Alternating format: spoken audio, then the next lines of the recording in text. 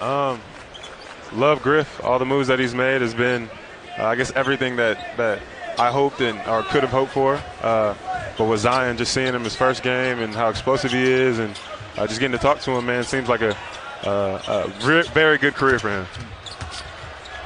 Jrue, a lot of questions about where he fits. We talked to Fred before the game. He said, listen, a little at 4, a little at 5 if you're playing small ball. But when you envision playing together with him, you see what? I see him playing 1 through 4. I feel like I'm the type of guard that can guard 1 through 4. He seems like he has the abilities, the quickness, the strength to guard guys, big or small. So to be able to get out there and, for me, or even teams where it's small ball, you have to switch 1 through 4. It seems like he has the ability to do that. Yeah. What are your conversations been like so far with Zion? Pretty good. All confident. All very excited. Just very, very proud of him. It must be tough going number 1, especially in this era with social media and everything, and coming into this day and age of NBA basketball. So very encouraging, and again, just really proud. When there's so many moving parts, you've got new teammates in Lonzo Ball, Brandon Ingram, Josh Hart, Zion as a rookie coming in as Brazdeikis gets to the N1. Where do you begin to work on chemistry for this team looking ahead? For me, I think it'd have to be in the summertime. I think a lot of guys are in LA in the first place, so we can all meet up, and we plan on doing that. But the Laker guys, they've already have that chemistry, and that's definitely a plus.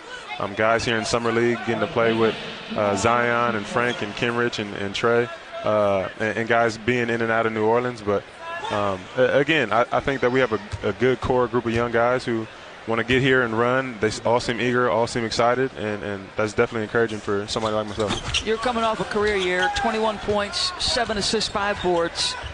I think one of the most underrated players in the league. Thank you. And David Griffin has said it's Jrue's team. Is there a way you can relieve pressure? Listen, Zion seems to be personality-wise pretty even keel. Can you relieve some pressure? I think so. I think just a little bit from my personality. Obviously, the chemistry that I feel like I have with guys on the team already. Obviously, he is something that we feel like we've never seen before. But again, I think that pressure, I feel like I want to take it on for him. I've been through this for going on my 11th year, and maybe not at his capacity where he is the guy coming out of college, but hopefully I can show him some things and tell him some things that'll help him throughout his career. 11th year, he's making me feel old, Mark Jones. I feel old.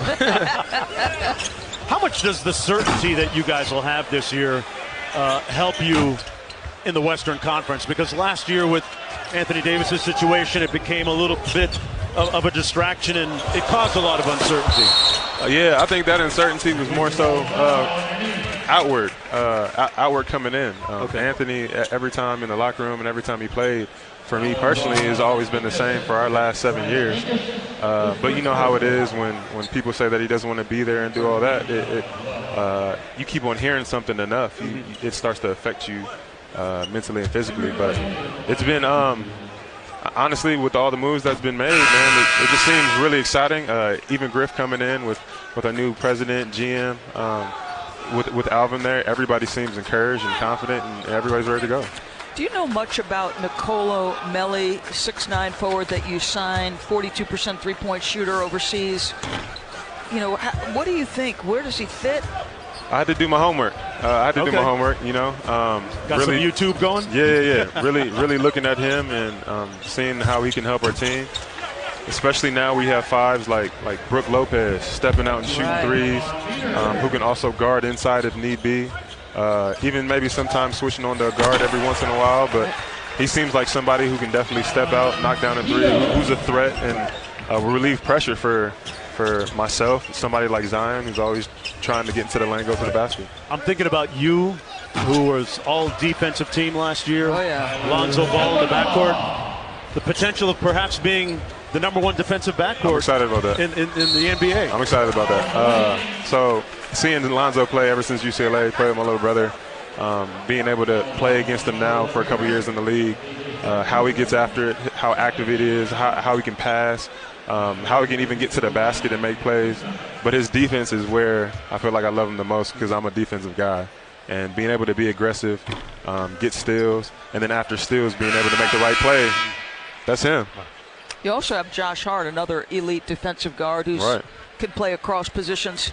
J.J. Redick, though, was such an integral part of Philadelphia's success. Yeah. Just describe the influence he can have, not only as a shooter. We know he can shoot, but I think J.J.'s game probably extends beyond that. For sure. One, I don't know what's up with all these Duke guys. I mean, you do have a lot. What's up? Yeah, right. But yeah, man, JJ was. I felt like for myself, I've been a fan of his ever since I was in high school, and he won the John Wooden Award, and my mom loves him. So getting to speak to him and trying to get him to come on board was it was a pleasure for me. But for one, he's been in the league for so long. I don't mean to try to make him seem old. He's been in the league for so long, and just being able to experience things, I think that he can help me, he can help out the young guys, but he's always a threat, all the time. And to have his motor, I want to have his motor. Williamson just had his three-pointer blocked, and Robinson with another slam at the other end. And a timeout. We're joined by Jrue Holiday, the New Orleans Pelicans. This crew trailing by 20. But you're not going anywhere, are you? No, I'm not going anywhere. You're not suiting up. No, I'm not. No. What's happening down in the Big Easy to Crescent City? With you guys have renovations on your practice facility and some 10,000 plus tickets sold minutes after Zion was selected, huh? Yeah. Thank you, Zion. Even had a parade for him out there. You know how we love a parade. Yeah. But yeah, man, I just feel like Griff came in and just changed the whole culture.